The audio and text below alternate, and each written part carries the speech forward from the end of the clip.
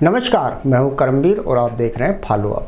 देश जब दुनिया भर में आज़ादी के बाद पहली बार विश्व गुरु का डंका बजा रहा है, 56 इंच सीने वाले पीएम मोदी और कुछ हफ्तों पहले तक दुनिया में नंबर 2 की कुबेर वाली स्थिति से ताश के पत्तों की मानिंद धराशायी हुए उनके सखा गौतम अडानी पर ब्रिटेन की बीबीसी और अमेरिका की हिंडनबर्ग एजेंसी जैसी विदेशी ताकतें हमला कर रही हैं, यह कहना है केंद्रीय मंत्री अमित शाह, स्मृति ईरानी, विदेश मंत्री जयशंकर से लेकर आरएसएस के मुखपत्र 5 जन तक का।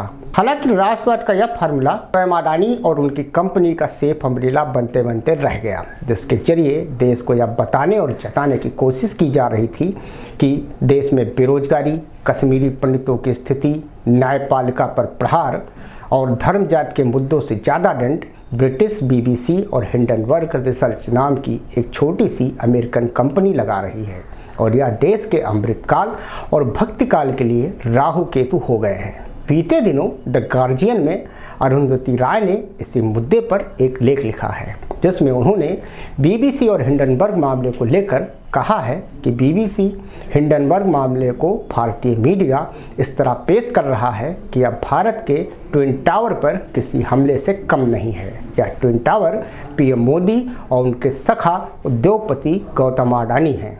हालांकि इन दोनों के खिलाफ लगाए गए आरोप हल्के नहीं हैं, और यह सब तब रचाया जा रहा है जब सर्वोच्च न्यायालय ने केंद्र के बंद लिफाफे वाली निगरानी समिति को खारिज करते हुए अपनी ओर से एक निगरानी समिति बनाने की बात कही है। दरअसल द गार्जियन में अरुंधति राय ने लिखा है कि भारत पर विदेशी ताकतें हमला कर रही हैं, खासकर ब्रिटेन और संयुक्त राज्य अमेरिका, या फिर हमारी सरकार चाहती है कि हम ऐसा ही सोचें, क्योंकि पुरानी औपनिवेशिक ताकतें और नए साम्राज्यवादी हमारी दौलत और खुशहाली से जल रहे हैं। वो आगे लिखती हैं कि हमें बताया जा रहा है हमले का निशाना हमारे युवा राष्ट्र की राजनीतिक और आर्थिक बुनियादों पर है। छुपकर वार करने वाले खुफिया एजेंट हैं। वो आगे कहती हैं कि बीबीसी और हिंडनबर्ग रिसर्च नाम की एक छोटी सी अमेरिकन कंपनी बीबीसी ने जनवरी में 2 हिस्सों में एक डॉक्यूमेंट्री फिल्म प्रसारित की, जिसका नाम है India the Modi question. Hindenburg research 38 वर्षीय नाथन एडल्सन की कंपनी है, जिसकी विशेषज्ञता ऐसी गतिविधियों में है जिसे एक्टिविस्ट शॉर्टलिस्ट सेलिंग के नाम से जाना जाता है। बीबीसी हिंडनबर्ग मामले को भारतीय मीडिया इस तरह पेश कर रहा है कि यह भारत के ट्विन टावरों पर किसी हमले से कम नहीं है। इस रिपोर्ट में बीबीसी इशारा करती है कि मोदी ने सामूहिक कत्लेआम को उकसाया। वहीं 24 जनवरी को प्रकाशित हिंडनबर्ग रिपोर्ट ने अडानी पर कारपोरेट इतिहास की सबसे बड़ी चालसाजी करने का आरोप लगाया, जिसका अडानी समूह ने मजबूती से खंडन भी किया। मोदी और अडानी की जान पहचान दशकों पुरानी है। साल 2002 के सामूहिक गुजरात कत्लेआम के बाद से उन दोनों के लिए हालात सुधरने लगे थे। गुजरात में यह कत्लेआम तब हुआ था जब मुसलमानों को रेल के एक डिब्बे में आग लगाने का जिम्मेदार ठहराया गया, जिसमें 59 हिंदू तीर्थयात्री जिंदा जलाकर मार दिए गए थे। इस कत्लेआम के कुछ ही महीनों पहले मोदी राज्य के मुख्यमंत्री नियुक्त किए गए थे। उस वक्त गुजरात के भारतीय उद्योग परिसंघ कन्फेडरेशन ऑफ इंडियन इंडस्ट्री के पुराने फैशन के कुछ सदस्यों ने मोदी के प्रति अपनी नाखुशी सार्वजनिक रूप से जाहिर की थी। इसी मौके पर गौतम अडानी नमूदार होते हैं। गुजराती उद्योगपतियों के एक छोटे से समूह के साथ उन्होंने रिसर्जेंट ग्रुप ऑफ गुजरात नाम से कारोबारियों का एक नया मंच बनाया। उन्होंने आलोचना करने वालों को खारिज करते हुए मोदी का समर्थन किया, जिन्होंने हिंदू हृदय सम्राट के रूप में सही कहें तो हिंदू वोट बैंक को एकजुट करने वाले एक नेता के रूप में संबल दिया। साल 2003 में उन्होंने ब्राइवेंट गुजरात नाम से निवेशकों का एक शिखर सम्मेलन आयोजित किया। इस तरह उस चीज़ का जन्म हुआ जिसे विकास के गुजरात मॉडल के नाम से आज जाना जाता है। कारपोरेट दुनिया की भारी मदद से मजबूत होता गुजरात आज पूरे देश के लिए एक मिसाल है। इसके बाद अपने 3 कार्यकालों के बाद साल 2014 में जब मोदी भारत के प्रधानमंत्री चुने गए और दिल्ली में शपथ ग्रहण समारोह के लिए वे एक निजी जेट में सवार होकर आए, जिसके ऊपर बड़े अक्षरों में अडानी का नाम जगमगा रहा था, मोदी के 9 वर्षों के कार्यकाल में अडानी की दौलत तकरीबन $8 अरब से बढ़कर $137 अरब हो गई। अकेले 2022 में उन्होंने $72 अरब बनाए, जो दुनिया में उनके ठीक नीचे के 9 अरबपतियों की मिली जुली दौलत से भी अधिक है। अब अडानी समूह का 1 दर्जन व्यापारिक बंदरगाहों पर नियंत्रण है, जहां से भारत में माल की कुल आवाजाही का 30% संचालन होता है।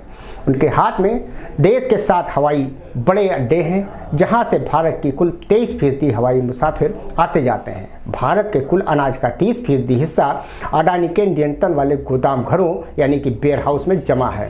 वे भारत में निजी क्षेत्र में बिजली पैदा करने वाले सबसे बड़े बिजली घरों के मालिक हैं या उन्हें चलाते हैं। विकास का गुजरात मॉडल इस तरह लागू हुआ है और कहीं बड़े पैमाने पर लागू हुआ है। लोग अब मजाक में कहते हैं, पहले अडानी के हवाई जहाज में मोदी जी जाते थे, अब मोदी जी के हवाई जहाज में अडानी जाते हैं और अब दोनों हवाई जहाज़ों के इंजन में खराबी आ गई है। खुद को भारतीय झंडे में लपेट लेने से क्या वे इस संकट से बाहर निकल सकते हैं, ये एक बड़ा सवाल है। BBC की documentary India the Modi question का पहला भाग, जिसके एक साक्षात्कार में कुछ पलों के लिए अरुंधति राय भी आती हैं, वो लिखती हैं कि साल 2002 के गुजरात जनसंहार के बारे में सिर्फ हत्याओं के ही बारे में नहीं, बल्कि या कुछ पीड़ितों के 20 साल लंबे उस सफ़र के बारे में भी कहानी कहती है, जिसे उन्होंने भारत की कानून व्यवस्था की भूल भुलैया में अपने यकीन को सीने में लगाए इंसाफ और राजनीतिक जवाबदेही की उम्मीद में तय किया है। डॉक्यूमेंट्री में आंखों देखी गवाहियाँ शामिल हैं, जिनमें सबसे दहला देने वाली गवाही इम्तियाज़ पठान की है।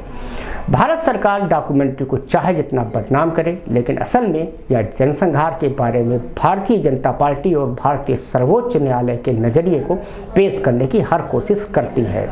24 जून 2022 को इस न्यायालय ने एहसान जाफरी की बेवा जाकिया जाफरी की याचिका को खारिज करते हुए कहा था कि 24 जून 2022 को न्यायालय ने एहसान जाफरी की बेवा जाकिया जाफरी की याचिका को खारिज कर दिया था, जिसमें जाकिया ने आरोप लगाया था कि उनके पति के कत्ल के पीछे एक बड़ी साजिश काम कर रही थी। अदालत ने अपने आदेश में तब कहा था कि उनकी याचिका प्रक्रिया का दुरुपयोग थी और सुझाव दिया था कि इस मामले की कानूनी लड़ाई जारी रखने वाले लोगों पर मुकदमा चलाया जाए। मोदी के समर्थकों ने इस फैसले को मोदी के बेगुनाही पर मुहर की तरह लेते हुए इस पर जश्न मनाया था। डॉक्यूमेंट्री गृह मंत्री अमित शाह के साथ एक इंटरव्यू भी दिखाती है, जो गुजरात में आने वाले मोदी के एक और मित्र और बहुत पुराने राजनीतिक साथी भी हैं। अमित शाह मोदी की तुलना भगवान शिव से करते हैं, जिन्होंने 19 वर्षों तक विषपान करके गले में उसे उतार लिया। सर्वोच्च न्यायालय की क्लीन चिट के बाद गृह मंत्री ने कहा था कि सत्य सोने की तरह चमकता हुआ बाहर आता है। BBC की डॉक्यूमेंट्री के जिस हिस्से पर भारत सरकार ने सबसे अधिक नाराजगी दिखाई है, उसमें ब्रिटिश फॉरेन ऑफिस द्वारा अप्रैल 2002 में तैयार की गई एक अंदरूनी रिपोर्ट का उजागर किया जाना है, जिससे जनता अब तक वाकिफ ही नहीं थी। फैक्ट फाइंडिंग रिपोर्ट ने अनुमान लगाया था कि कम से कम 2000 लोगों का कत्ल गुजरात दंगों के दौरान किया गया था। इस रिपोर्ट में कहा गया है कि सामूहिक कत्लेआम की योजना पहले से ही बनाई गई थी, जिसमें नस्ली सफाई की सभी खास निशानियां दिखाई देती हैं। रिपोर्ट कहती है कि विश्वसनीय संपर्कों ने उन्हें बताया था कि पुलिस को चुपचाप खड़े रहने के आदेश दिए गए थे। रिपोर्ट बहुत सीधे सीधे मोदी की तरफ उंगली उठाती है। BBC डॉक्यूमेंट्री का दूसरा भाग कम देखा गया, लेकिन यह कहीं अधिक डरावना है। या प्रधानमंत्री के रूप में अपने कार्यकाल में PM मोदी द्वारा खतरनाक फूट और गहरी दरारों को बढ़ाए जाने के बारे में बहुत कुछ कहता है। India the Modi question documentary को सिर्फ ब्रिटिश दर्शकों के लिए ही प्रसारित किया गया और यह ब्रिटेन तक ही सीमित था, लेकिन इसको दर्शकों ने YouTube पर अपलोड किया और ट्विटर पर इसके लिंक पोस्ट किए। इंटरनेट सरगर्म हुआ। भारत में छात्रों को चेतावनी मिली कि वे इसे न डाउनलोड करें और न देखें। जब उन्होंने कुछ विश्वविद्यालयों के कैंपस में सामूहिक रूप से इसे देखने का ऐलान किया, तो उनकी बिजली तक काट दी गई।